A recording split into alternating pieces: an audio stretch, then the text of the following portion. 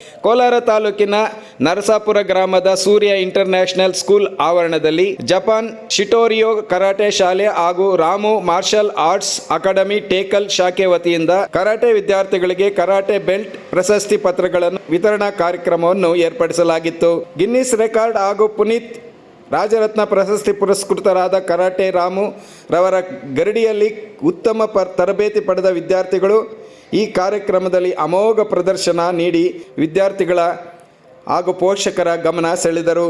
ವಣಿಕಾ M, Hrithik Gowda, N Vishala, Rajesh, T Rishi, Chiranthan, Ajith Gowda, David ಫೋರ್, Avith Gowda, Lithish, Jeevan, M Shreyas, Manya Shrigowda, MN ದೇವಜಿತ್ Ram ಹಳದಿ belt ಹಾಗೂ ಪ್ರಶಸ್ತಿಗಳನ್ನು ಪಡೆದುಕೊಂಡರು. Kavanashree Inchara, SN Harshith orange belt ಹಾಗೂ ಪ್ರಶಸ್ತಿ ಪತ್ರಗಳನ್ನು ಪಡೆದುಕೊಂಡರು. ಮೋಕ್ಷರಾಮ್ ಯೆಲ್ಲೋ ಬೆಲ್ಟ್ ಹಾಗೂ ಆರೆಂಜ್ ಬೆಲ್ಟ್ ಪಡೆದುಕೊಂಡರು. Samarth YN green belt, Mitra N, Dhruva M, Mohith Gowda BR blue belt ಹಾಗೂ ಪ್ರಶಸ್ತಿ ಪತ್ರ, ಮೈದಲಿ ಬ್ಲೂ ಬೆಲ್ಟ್ ಪಡೆದಿದ್ದಾರೆ. ಈ ಕಾರ್ಯಕ್ರಮದಲ್ಲಿ ಮುಖ್ಯ ಅತಿಥಿಗಳಾಗಿ ನರಸಾಪುರ ಸರ್ಕಾರಿ ಪ್ರೌಢಶಾಲೆ ಶಿಕ್ಷಕರಾದ ಜಯಂತಿ ಮೇಡಮ್, ಆರೋಗ್ಯ ಇಲಾಖೆಯ ಡಿಎಚ್ಒ ಆಫೀಸ್ ನೌಕರ ಜಯಚಂದ್ರ ಭಾಗವಹಿಸಿ ವಿದ್ಯಾರ್ಥಿಗಳನ್ನು ಅಭಿನಂದಿಸಿದರು. Kittandur Venkataram, Punch TV news, Kolar.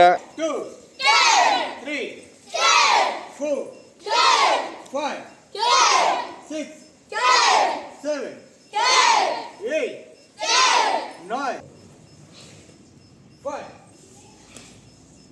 6, 7, 8, 9, 10, 1, 2,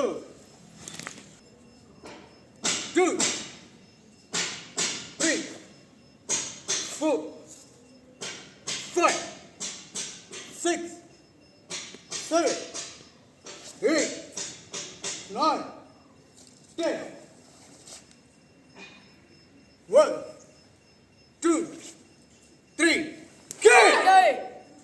ಬೇರೆ ಮಾಸ್ಟರ್ಸ್ ಹತ್ರ ಹೋಗಿದ್ದೀನಿ, ಬಟ್ ಸರ್ ಕೊಡೋ ಅಂಥ ಕೋಚಿಂಗು ಎಲ್ಲೂ ನಾನು ನೋಡಿಲ್ಲ.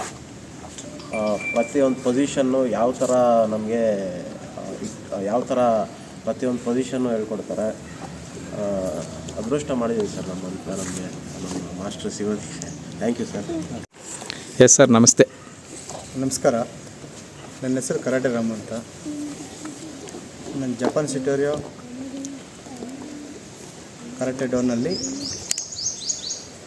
ಕರ್ನಾಟಕ ಸ್ಟೇಟ್ ರೆಫರೆನ್ಸ್ ಚೀಫ್ ಆಗಿದ್ದೀನಿ ಮತ್ತು ರಾಮ ಮಾರ್ಷಲ್ ಆರ್ಟ್ಸು ಸಂಸ್ಥಾಪಕ ಅಧ್ಯಕ್ಷನಾಗಿದ್ದೀನಿ.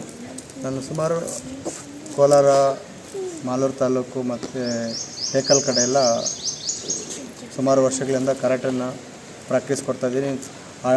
ನಗರಕ್ಕಿಂತ ಹಳ್ಳಿ ಕಡೆನೇ ತುಂಬ ನಾನು ಪ್ರಾಧಾನ್ಯತೆ ಕೊಟ್ಟು ಹಳ್ಳಿ ಮಕ್ಕಳು ಕರಾಟೆಯಿಂದ ವಂಚಿತರಾಗಬಾರ್ದು. ಇದೊಂದು ತುಂಬ ಇಂಪಾರ್ಟೆಂಟ್ ಅಂತ ಕ್ರೀಡೆ ಆಗಿದೆ. ಸ್ಪೋರ್ಟ್ಸು ಅಲ್ಲೂ ಸೇರೋದ್ರಿಂದ ಮತ್ತು ಸೆಲ್ಫ್ ಡಿಫೆನ್ಸ್ ಎಲ್ಲ ಇರೋದರಿಂದ ಇದು ಹಳ್ಳಿ ಮಕ್ಕಳು ಜಾಸ್ತಿ ವಂಚಿತರಾಗಬಾರ್ದು. ಇದು ದುಡ್ಡೇ ಮುಖ್ಯ ಅಲ್ಲ, ಎಲ್ಲರೂ ಕಲಿಬೇಕು, ಎಲ್ಲರೂ ಇದು ಮಾಡಬೇಕು ಅನ್ನೋ ಒಂದು ಇದರಲ್ಲಿ ನಾನು ರೂರಲ್ ಕಡೆನೇ ಜಾಸ್ತಿ ಗಮನ ಕೊಟ್ಟು ತುಂಬ ಒತ್ತು ಕೊಟ್ಟು ಅವ್ರಿಗೆ ತರಬೇತಿ ಕೊಡ್ತಾಯಿದ್ದೀನಿ. ನಾನು ಎಷ್ಟೊತ್ತಿಗೆ ಮನೆ ಬಿಡ್ತೀನಿ, ಎಷ್ಟೊತ್ತಿಗೆ ಮನೆಗೆ ಹೋಗ್ತೀನಿ ಅನ್ನೋದು ಬರೀ ಕರಾಟೆನಲ್ಲೇ ನನ್ನದು ಜೀವನ ಆಗೋಗಿದೆ.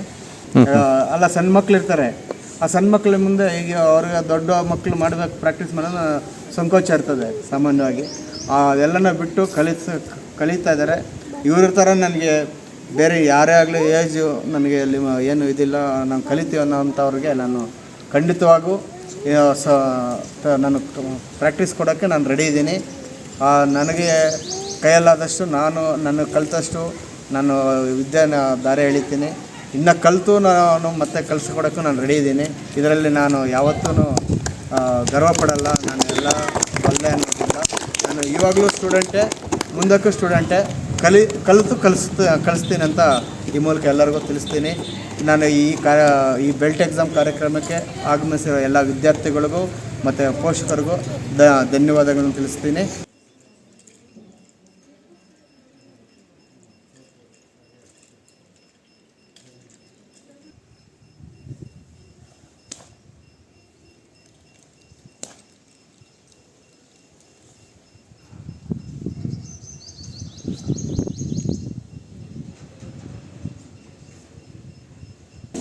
ಕಾರ್ಯಕ್ರಮನ ಆರ್ಗನೈಸ್ ಮಾಡಿರೋದಕ್ಕೆ ನಿಮ್ಗೆ ಧನ್ಯವಾದಗಳು.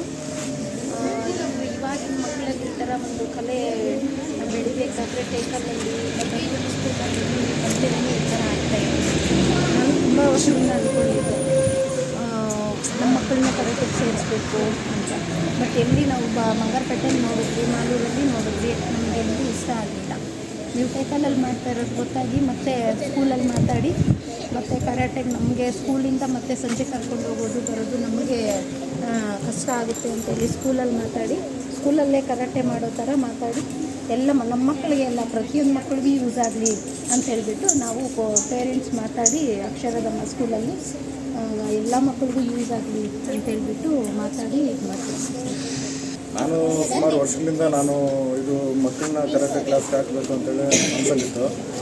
ಬಟ್ ಅಕ್ಷರಧಾಮಲ್ಲಿ ಅವರು ವಿದ್ಯಾಭ್ಯಾಸ ಮಾಡಬೇಕಾದ್ರೆ ಬಟ್ ಅಲ್ಲಿ ಯಾವುದೂ ನಮಗೆ ಮುನ್ಸೂಚನೆ ಬರಲಿಲ್ಲ ಅಲ್ಲಿ.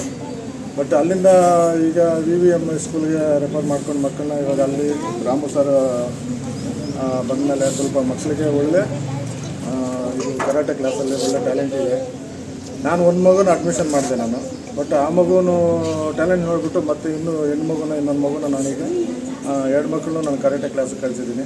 ಅವ್ರಿಗೆ ನಾನು ತುಂಬ ಧನ್ಯವಾದಗಳು ಹೇಳ್ತೀನಿ. ನಿಜವಾಗ್ಲೂ ಈ ಹಳ್ಳಿ ಮಕ್ಕಳಿಗೆ ಒಳ್ಳೆ ಫ್ಯೂಚರ್ಗೆ ಇದು ಒಳ್ಳೆ ಇದಿದೆ ಅಂತ ಹೇಳಿ ನಾನು ಇಷ್ಟಪಡ್ತೀನಿ. ಕೆರೆ ಸ್ಕೂಲಲ್ಲಿ ಜಾಸ್ತಿ ಕಡಿಮೆ ಜನ ಬಂದಿರೋದು ಒಬ್ಬನೇ ಬಂದಿದ್ದಾನೆ.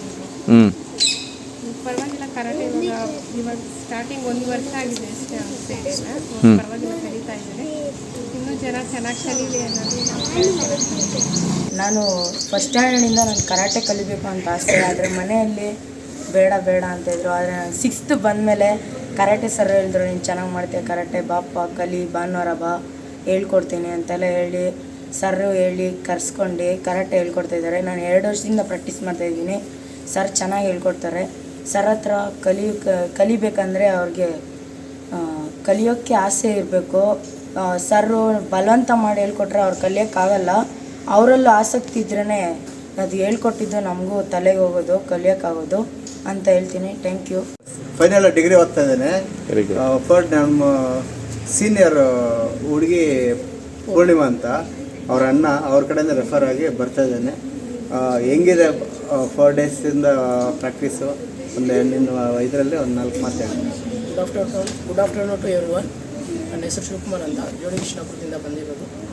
ಸೊ 4 ಡೇಸಿಂದ ನಾನು 1 ವೀಕಿಂದ ಸರ್ ಹತ್ರ ಪ್ರಾಕ್ಟೀಸ್ಗೆ ಹೋಗ್ತಾಯಿದ್ದೀನಿ. ಕಾಲೇಜ್ ಮುಗಿದ ತಕ್ಷಣವೇ 3 o'clock ಕಾಲೇಜ್ ಆಗೋಗ್ತೈತೆ. ಅಲ್ಲಿಗೆ ಹೋಗಿ 3 o'clockಯಿಂದ 5ವರೆಗೂ ಅಲ್ಲೇ ಏನಾದರೂ ಬರೆಯೋದಿದ್ದರೆ ಬರ್ಕೊಂಡು ಮತ್ತು 5ಇಂದ ಸರ್ ಬರ್ತಾರೆ, ಪ್ರಾಕ್ಟೀಸು ಮಾಡಿಸ್ತಾ ಇರ್ತಾರೆ, ಚೆನ್ನಾಗಿ ಹೇಳ್ಕೊಡ್ತಾರೆ. ಇದು ಜಾಸ್ತಿ ಹುಡುಗಿರಿಗೆ ಜಾಸ್ತಿ ಬೆನಿಫಿಟ್ ಆಗ್ತೈತೆ. ಸೊ ಈ ಕಾಲದಲ್ಲಿ ಇದನ್ನು ಕಲಿತ್ರೆ ಎಲ್ಲರಿಗೂ ಒಳ್ಳೆಯದಾಗುತ್ತೆ.